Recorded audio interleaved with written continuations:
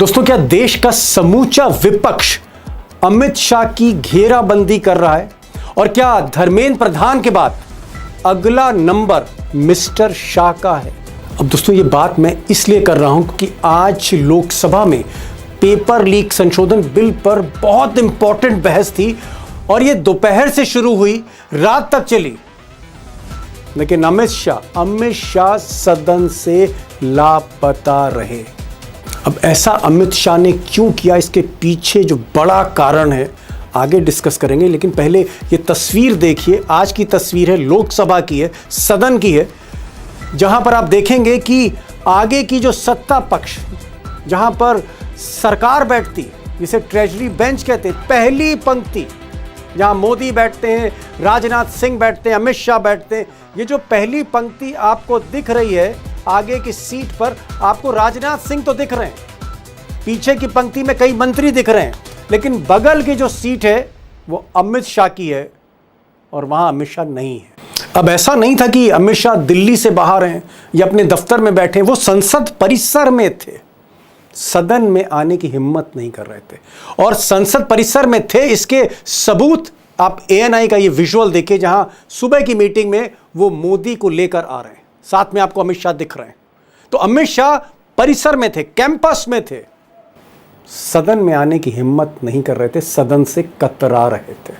अब मोदी जी तो वैसे ही नहीं आते हैं सदन में, खासकर जब इंपॉर्टेंट बहस हो तो मोदी जी कहां आते हैं।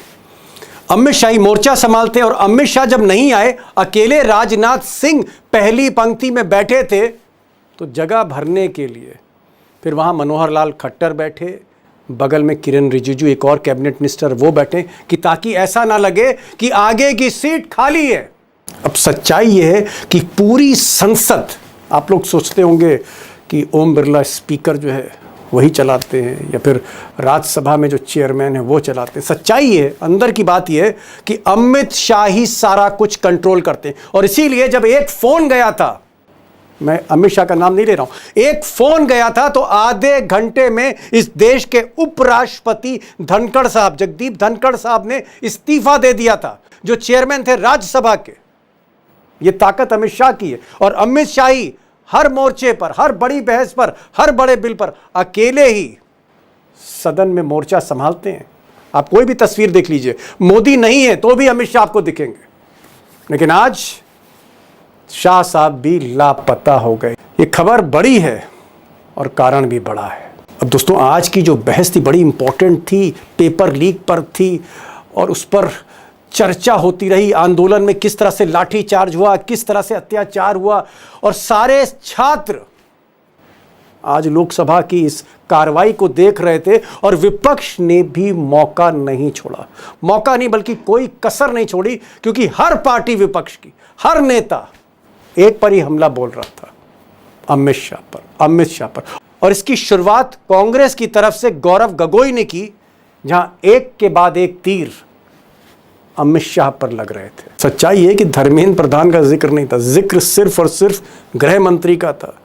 जिक्र सिर्फ और सिर्फ गृह मंत्री के उन आदेशों पर था कि भाई पैलेट गन का आदेश किसने दिया, कमिश्नर ने दिया या होम मिनिस्टर ने दिया? ये जो आंसू गैस के गोले दागे गए, ये किसका आदेश था? पुलिस तो गृह मंत्रालय के अंडर में, CRPF तो गृह मंत्रालय के अंडर में, रैपिड एक्शन फोर्स तो गृह मंत्रालय के अंडर में। तो ये आदेश कौन दे रहा था? कौन दे रहा था? सरकार बताए। और इसी कड़ी में प्रियंका गांधी ने भी बड़ा हमला बोला मिस्टर शाह पर। क्या जरूरत थी उन छात्रों पर आंसू गैस चलवाने की, उन पर लाठियां बरसाने की, उन पर वाटर कैनन्स चलवाने की? क्या जरूरत थी उन नौजवान लड़कियों को जलील करते हुए उनके कपड़े फाड़ने की, उनको बेरहमी से गंदी तरह पिटवाने की? देश के युवाओं पर पैलेट गन्स और AK-47 चलवाने की क्या आवश्यकता थी? क्या वे आतंकवादी थे? अब वो चाहे समाजवादी पार्टी के नेता अखिलेश यादव हों या फिर TMC के अभिषेक बनर्जी हों या शिवसेना के नेता हों या अखिलेश की पत्नी डिंपल यादव हों जो लोकसभा की संसद सदस्य हैं, सब के सब एक एक करके जो सवाल पूछ रहे थे वो कहीं ना कहीं अमित शाह को टारगेट कर रहे थे। ऐसा लग रहा था जैसे विपक्ष ने पूरी तरह से तय कर लिया है कि धर्मेंद्र प्रधान का विकेट तो गिरा ही गिरा है, अब अगला नंबर मिस्टर शाह का है। और शायद कहीं ना कहीं एक अंडरस्टैंडिंग दिखती विपक्ष में और छात्रों में कि एक विकेट तो गिर गया, अगला नंबर मिस्टर शाह का। अब इसे शाह साहब की बदकिस्मती कहें या वक्त इस तरह का है कि अमित शाह की जो दो चेले हैं, जिसमें से एक बंगाल के चीफ मिनिस्टर शुवेंदु अधिकारी हैं, दूसरे चेले उनके सम्राट चौधरी बिहार के मुख्यमंत्री, और इन दोनों स्टेट्स में, बंगाल में और बिहार में, जो डबल इंजन की सरकार है बीजेपी की, जिसका रिमोट अमित शाह के ही हाथ में, वहां तो अति हुई है। बिहार में पहले राइफल चली जहानाबाद में, और बाद में सिवान में AK-47 चलने लगी दिन दहाड़े छात्रों पर। और इसीलिए यह भी सवाल किया गया कि भाई ये जो AK-47 चल रही थी, इसका आदेश ऊपर से किसने दिया था? क्या सम्राट चौधरी ने दिया था, या फिर वहाँ के SP ने दिया था, या फिर DGP ने दिया था, या फिर सम्राट चौधरी के बॉस ने दिया था? ये आदेश किसने दिया? क्यों हिम्मत हुई पुलिस की AK-47 चलाने की सड़कों पर छात्रों के ऊपर?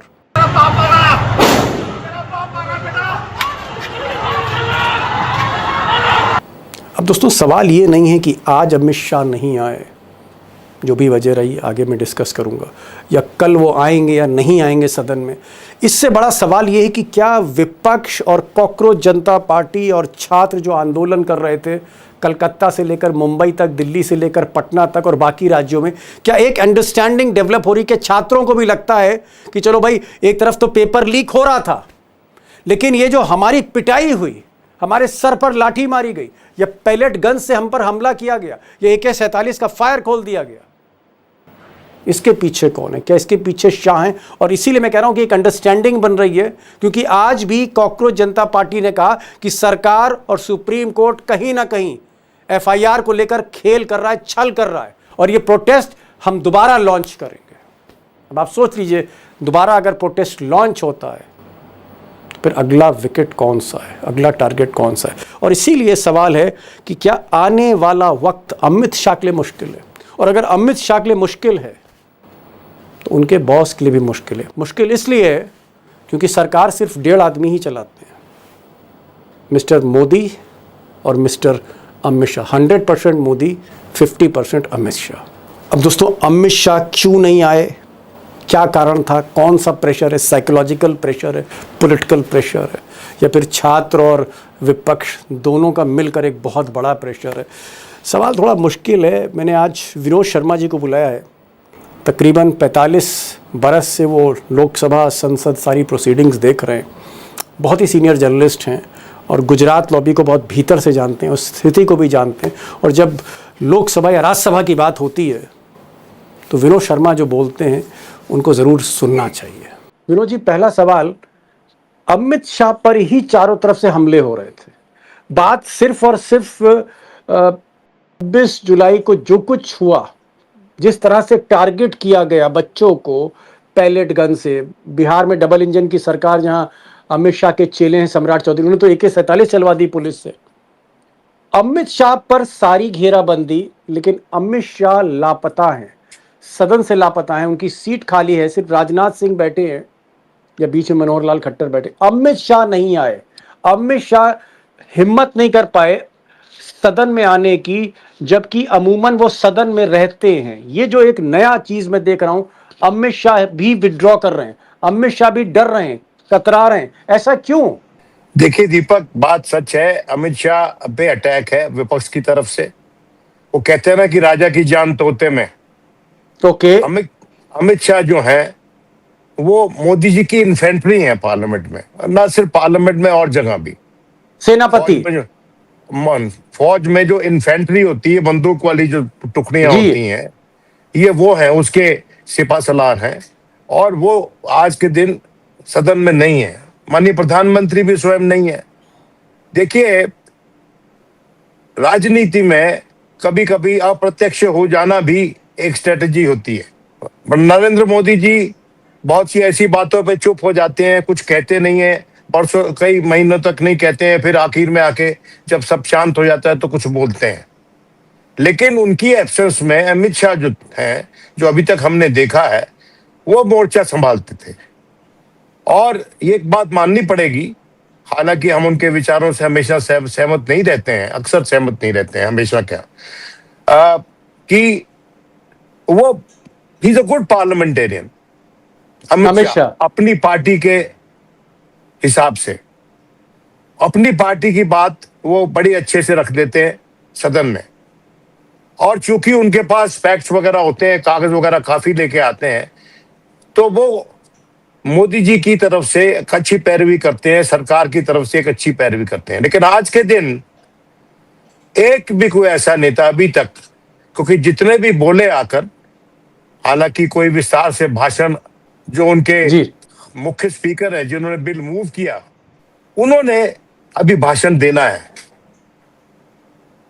जो जी। जितेंद्र सिंह जी हैं, उनके प्राइम मिनिस्टर्स ऑफिस में मिनिस्टर ऑफ स्टेट हैं, उन्होंने विस्तार से भाषण उन्होंने देना है। मैं समझता हूँ वही रिप्लाई करेंगे डिबेट को, और वो भी अच्छा शोध वोध करके आते हैं तो वो बोलेंगे। लेकिन अभी तक जो बातचीत हुई है, अभी तक जो सत्ता पक्ष की तरफ से लोग बोले हैं, वो व्हाट अबाउटरी कर रहे हैं कि भाई समाजवादी पार्टी टाइम में ये हुआ था, नेशनल एजुकेशन पॉलिसी कांग्रेस के टाइम में आई थी, ये सब बातें कर रहे हैं, और आपके टाइम में भी पेपर लीक हुए हैं। लेकिन मुख्य बात जो है, वो पुलिस की फोर्स का प्रयोग स्टूडेंट्स के खिलाफ जो जंतर मंतर में बैठे हुए थे, और वो स्टूडेंट जो सड़कों पे उतरे हुए थे बिहार में, उनके खिलाफ जो बल प्रयोग हुआ पुलिस की तरफ से, वो मुख्य मुद्दा विपक्ष का है, और उसके लिए जवाब कोई सटीक है नहीं सत्ता पक्ष के पास, क्योंकि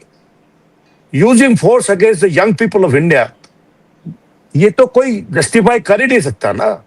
विनोद जी, बात आपकी बात अपनी जगह सही है, लेकिन मैं ये पूछ रहा हूं कि आप खुद कह रहे हो कि अमित शाह अच्छी पैरवी करते हैं सरकार की, अच्छे पार्लियामेंट्रियन हैं, मोदी का बचाव करते हैं, लेकिन आज तो अमित शाह गायब है। अमित शाह आ नहीं रहे, हिम्मत नहीं कर पा रहे, और मैं 12 साल में पहली बार देख रहा हूं, वो सांसद पहले राज्यसभा के थे, अब लोकसभा के मंत्री हैं, कि पहली बार अमित शाह हिम्मत नहीं कर पा रहे सदन में आने की, जबकि उन्हीं का सब्जेक्ट डिस्कस हो रहा है। बिल्कुल, इसीलिए तो सारा अटैक उन्हीं पे है। जो भी पुलिस फोर्स है, कहीं भी है, दिल्ली में खासकर, दिल्ली तो यूनियन टेरिटरी है, और यहाँ पर जो पुलिस फोर्स होती है वो लेफ्टिनेंट गवर्नर को रिपोर्ट करती है, और लेफ्टिनेंट गवर्नर होम मिनिस्ट्री को रिपोर्ट करता है।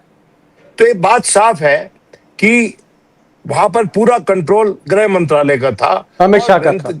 हाँ, मंत्री जी का था, और मंत्री जी के चुने हुए जो कमिश्नर ऑफ पुलिस थे, उनके इशारों पे पुलिस काम कर रही थी, और वो भी उन्हीं के आदेशों का अनुपालन कर रहे थे। जहां तक